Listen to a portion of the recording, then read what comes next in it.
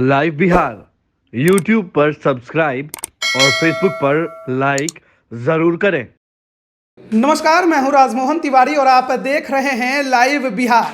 बिहार सरकार ने एक कमेटी बनाई है। कमेटी का काम है कि वो बहुत जल्द एक रिपोर्ट देगी जिसमें 50 साल की उम्र तक के लोगों को जल्द से जल्द यानी कि जबरन भी रिटायरमेंट करवाया जा सकता है कार्यभार की क्षमता के आधार पर। इस मुद्दे पर बात करने के लिए हमारे साथ मौजूद है छात्र नेता दिलीप, जो बेहतर तरीके से इस आदेश के जरिए होने वाली धांधली के बारे में आपको बताएंगे। सबसे पहले ये जो कमेटी बनी है इस पर क्या कहेंगे?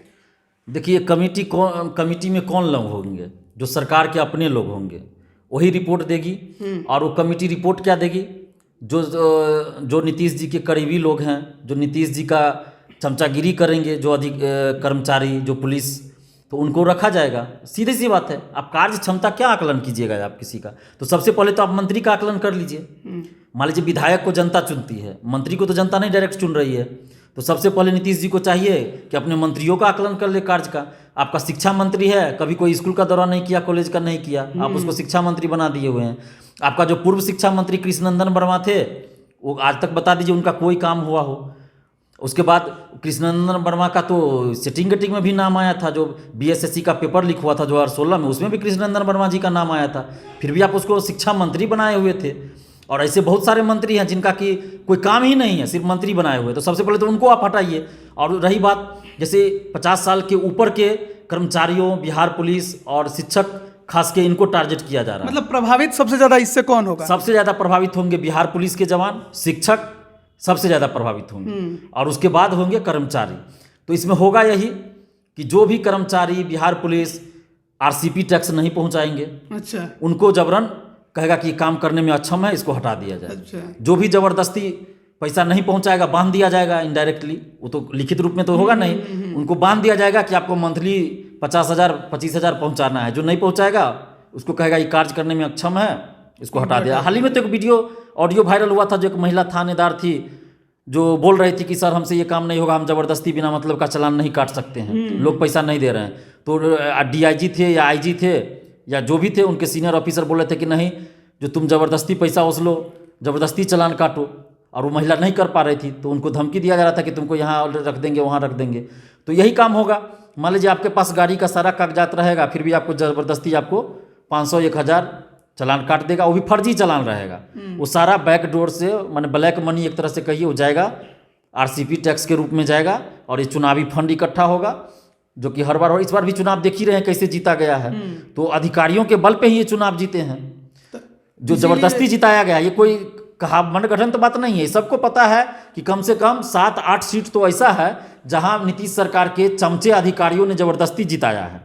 तो यही काम अगला इलेक्शन के लिए अभी से तैयारी कर रहे हैं। आप कहना ये चाहते हैं कि इस फरमान के जरिए अपने प्रिय अधिकारियों को बचा के रखा जाएगा। जी, जी। और जो ईमानदारी से काम करने वाले होंगे, जो केवल अपना फर्ज निभाना जानते हैं, उन्हें साइड करने की कोशिश की जाएगी। एकदम यही बिल्कुल यही हो रहा है। मान लीजिए कोई भी कर्मचारी है, चाहे बिहार पुलिस के जवान हो या शिक्षक है, उनका क्या काम है? जो सरकारी आदेश लिखित में है, निर्देश लिखित में है, जो कानून है, उनको लागू करना है उनका काम। जो अधिकारी है उनका काम है, जो नीति है सरकार की, कार्यक्रम है, उनको लागू करना, जो लिखित रूप में है। लेकिन होता क्या है, कानून कुछ है, लिखित रूप में कुछ है, मौखिक रूप से ज़्यादा आदेश पारित होता है कि आपको आज ये काम कर देना है, उनको करना पड़ेगा। नहीं करेंगे तो वही रिटायरमेंट कर दिया जाएगा ज़बरदस्ती। यानी कि वही सीधा वही आरसीपी टैक्स की उगाही हुआ। अभी आप देखिए ना, ट्रांसफ़र पोस्टिंग में होता है, कहीं तो नहीं लिखा हुआ है कि आप किसी अधिकारी या कर्मचारी का ट्रांसफ़र में 5 लाख या 10 लाख रुपया लीजिए, लेकिन लिया जाता है। सब जान रहे हैं। हम लोग तो प्रतियोगी छात्र हैं तो त्रस्त है ना धांधली से। जो डिपार्टमेंट में है वो तो खुद त्रस्त है। मान लीजिए अभी 25 लाख देके कोई दरोगा बनेगा, उससे आप क्या उम्मीद रखते हैं कि प्रशासन में जाएगा तो सही से काम करेगा? वो तो गलत काम ही करेगा ना। उसको ऊपर से बांध दिया जाएगा कि हर एक महीना तुम इतना दो, 1 लाख दो, 2 लाख दो। वो क्या करेगा?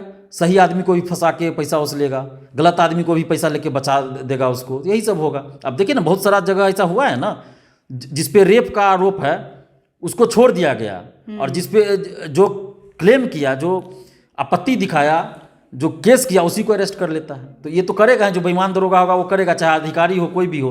तो जो प्रशासन में लोग हैं, जो ईमानदार हैं, वो सबसे ज़्यादा आज त्रस्त है नीतीश सरकार में। क्योंकि उनको बांध दिया जाता है कि आपको इतना पैसा मंथली पहुंचाना है। अब वो ईमानदार बेचारे अधिकारी दरोगा क्या करेंगे? ईमानदार हैं, उन्हीं लोग का क्या किया जाएगा, ज़बरदस्ती यहाँ से वहाँ ट्रांसफ़र किया जाएगा और लास्टली क्या किया जाएगा, तो हटा दिया जाएगा। कहेगा कि आप कार्य करने में अक्षम हैं, आपका कार्य क्षमता 0 है, आपको हटा दिया जाता है। कार्य क्षमता का आधार क्या होगा, सबसे बड़ा सवाल है। कार्य क्षमता का अगर आधार देखना है और इसके आधार पर किसी को निकालना है तो सबसे पहले एमएलए, एमपी और मंत्रियों को निकाल दिया जाना चाहिए, क्योंकि कई मंत्री विधायक तो ऐसे हैं जो अपने क्षेत्रों में भी कई का 5 साल 10 साल रह गए होंगे, चुनाव छोड़कर कभी घूमे नहीं होंगे, तो उनके ऊपर भी कार्य क्षमता का आधार तय किया जाना चाहिए और उस आधार पर निकाला जाना चाहिए। कोई पुलिस अधिकारी है, 50 साल का उम्र हो चुका है, ईमानदारी से काम कर रहा है, लेकिन सरकार जो चाहती है वो नहीं कर रहा है, तो उसे जिस तरह से ये बता रहे हैं कि उसे कार्य क्षमता के आधार पर निकाला जा सकता है कि आप काम नहीं कर पा रहे हैं उनके ऊपर, क्योंकि अधिकारियों द्वारा किसी के ऊपर गलत आरोप और गलत रिपोर्ट बनाना कोई बड़ी बात है नहीं।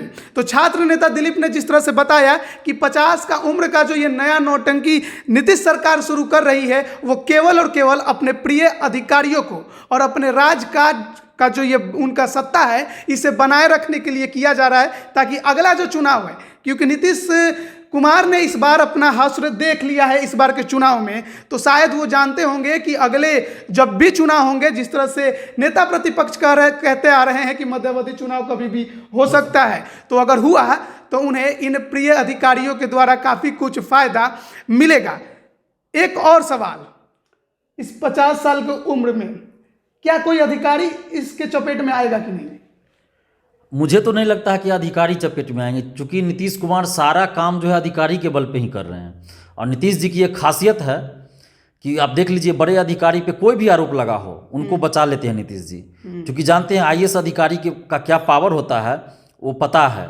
वो आईएएस अधिकारी का पावर लालू यादव जी से ज़्यादा बेहतर कोई नहीं समझेंगे। आज लालू यादव जी जेल में हैं तो एक आईएएस अधिकारी की वजह से ही है। लालू यादव में ये कमी थी, या जो कहिए कि वो आईएएस अधिकारी तक को नाम लेके या ज़बरदस्ती जिस तरह से हो थोड़ा सा पुकार देते थे, उससे आईएएस अधिकारी उनसे खफा थे, और आज वही वजह है कि वो जेल में है। लेकिन नीतीश जी अगर जेल से बाहर हैं तो इसलिए है क्योंकि वो भ्रष्ट आईएएस अधिकारी को भी बचाते हैं, तो वही आईएएस अधिकारी इनको भी बचा रहा है। मुजफ्फरपुर में देखिए, बालिका गिरी कांड में फंसे हुए हैं, सृजन घोटाला में फंसे हुए हैं, लेकिन आईएएस अधिकारी की वजह से ये बचे हुए। तो आप एक भी एग्जाम्पल बता दीजिए जिसमें आईएएस अधिकारी पे कोई कार्रवाई नीतीश जी किए होंगे। एक सुधीर कुमार जी थे जो बीएसएससी इंटर लेवल वाला में क्वेश्चन आउट में जेल गए थे, तो वो भी मजबूरी में जेल गए थे, और उनको भी देखिए अभी क्या किया है, दोष मुक्त करके या फिर से सर ज्वाइन करा दिया गया है। यही इलेक्शन से ठीक पहले ज्वाइन करा गया है, दुर्गा पूजा के आसपास। तो किसी भी आईएएस अधिकारी पर नीतीश सरकार कोई कार्रवाई नहीं करते हैं, इसीलिए क्योंकि उनसे वो अपना जो गलत काम है उसमें छुटकारा पाते हैं, ताकि भविष्य में भी हमको कोई दिक्कत ना हो।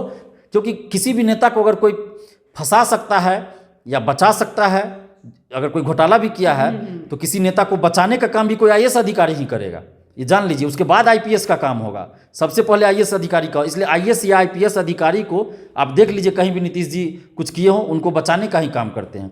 इसका सबसे ज़्यादा खामियाजा भुगतेंगे बिहार पुलिस के जवान, शिक्षक और कर्मचारी। और एक बात आप बताइए, 50 साल से ऊपर के आपको रिटायर कर रहे हैं, ठीक है, आप एक बात बताइए कि आप 3 साल का ग्रेजुएशन 6 साल में आप करवा रहे हैं, 6 साल से कोई वैकेंसी बीएसएससी का नहीं दिए। 2014 में जो फॉर्म भरा होगा उसकी शादी कब हुई होगी, उसका बाल बच्चा हो गया होगा, और उसको अभी तक ज्वाइनिंग नहीं, फाइनल रिजल्ट नहीं आया, और उसको आप 50 साल में रिटायर कर दीजिएगा, ये कैसे होगा। 2014 में कोई फॉर्म भरा होगा, उस समय उसकी उम्र मान लीजिए कि 30 साल होगा, अभी उसकी उम्र कितना हो गया, 36-37 साल हो गया। आप उसको ज्वाइन कराइएगा 40 साल की उम्र में, या 10 साल में आप उसको रिटायर कीजिएगा। तो पहले तो आप अपनी व्यवस्था को सुधारिए ना, कि 3 साल का ग्रेजुएशन का कोर्स आप 3 साल में करवाइए, हर साल वैकेंसी निकालिए, समय पे एग्जाम लीजिए, समय पे रिजल्ट दीजिए, समय पे ज्वाइनिंग कराइए। तब आप ये कीजिएगा कि 50 साल से ऊपर के वाले को रिटायर करेंगे, तब थोड़ा सा लगेगा कि आप सही करें। लेकिन आप तो पूरा व्यवस्था को चौपट किए हुए हैं, और ऊपर से 50 साल के लोगों को आप करेंगे, जबरन रिटायर करेंगे। तो ये सीधा सा हुआ, तानाशाही हुआ। और मुझे तो लगता है कि पता नहीं क्यों ये बहुत बड़ा मतलब साजिश है, गेम है, कि इनको जनता से अब मतलब ही नहीं है। इनको लगता है कि कैसे हो तो हम चुनाव जीत ही जाएंगे, और कुछ ना कुछ तो घालमेल है अंदर से, प्रशासन की तरफ से किया जा रहा है नीतीश जी की तरफ। तब ये तो इनको जनता से, आखिर इतने छात्र आक्रोशित है, फिर भी ये मांग क्यों नहीं सुन रहे हैं छात्रों की। यानी कि कहीं ना कहीं इनकी अंदर से कोई साजिश हो रही है जिसके तहत ये चुनाव जीत जाते हैं ज़बरदस्ती, किसी वजह से कुछ ना कुछ तो घालमेल है।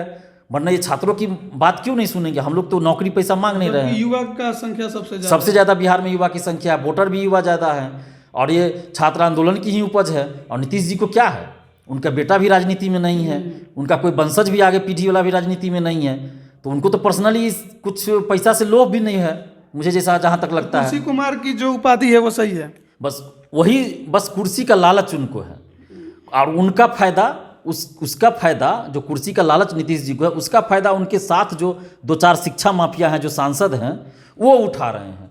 और बदनामी तो नीतीश कुमार की हो रही है, वो तो होगा ही ना। आपके पास जब छात्र जा रहे हैं, आप मिल नहीं रहे हैं, आप छात्रों की बात सुन नहीं रहे हैं, तो मुख्यमंत्री तो आप हैं, तो आप ही बदनाम होइएगा ना। अगर एक बार नीतीश जी छात्रों की बात मान ले, उन छात्रों के साथ न्याय कर दे, तो हम लोग को क्या आपत्ति? हम लोग को नीतीश जी से व्यक्तिगत रूप से तो कोई दुश्मनी है नहीं। आज नीतीश जी की जगह कोई और भी मुख्यमंत्री होते तो भी हम लोग यही करते जो अभी कर रहे हैं, विरोध करते अगर गलत होगा तो।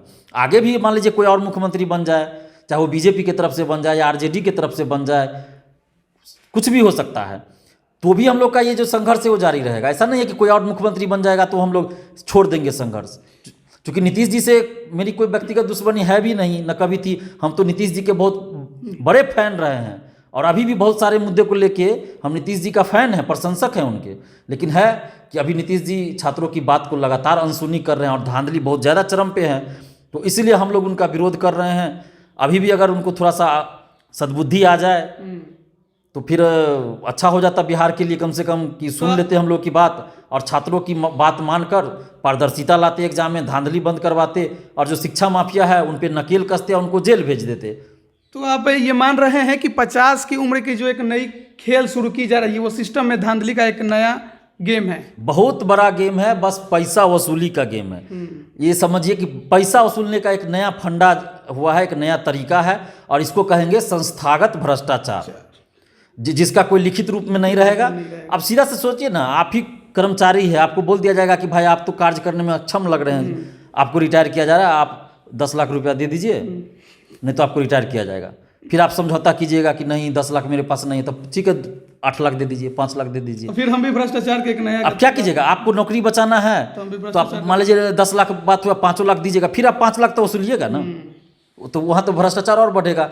और कोई भी योजना सरकारी होगा उसमें जम के लूट होगा, पैसा खिलाएगा कहाँ से? वैसे भी बिहार में आजकल सरकारी योजनाओं का मतलब लूट ही होता है, चाहे वो किसी भी क्षेत्र का हो। 50 साल की उम्र की जो नई ये गाथा सीएम नीतीश कुमार लिखने वाले हैं, उसका विरोध पुलिस मेंस एसोसिएशन ने करना शुरू कर दिया हो, और साफ तौर पे कहा है कि अगर पुलिस में, बिहार पुलिस में इसे लागू किया गया तो नीतीश कुमार एक बड़े आंदोलन के लिए तैयार रहें, उनको झेलना पड़ेगा। अब देखते हैं कि कमेटी जो बनाई गई है क्या रिपोर्ट देती है। लेकिन छात्र नेता दिलीप का कहना है कि एक सिस्टम में धांधली का नया खेल शुरू होने वाला है। सीएम नीतीश कुमार अब इसकी एक नई पटकथा लिखने वाले हैं। देखते हैं आगे क्या कुछ होता है। बने रहिए लाइव बिहार के साथ। धन्यवाद। लाइव बिहार यूट्यूब पर सब्सक्राइब और फेसबुक पर लाइक जरूर करें।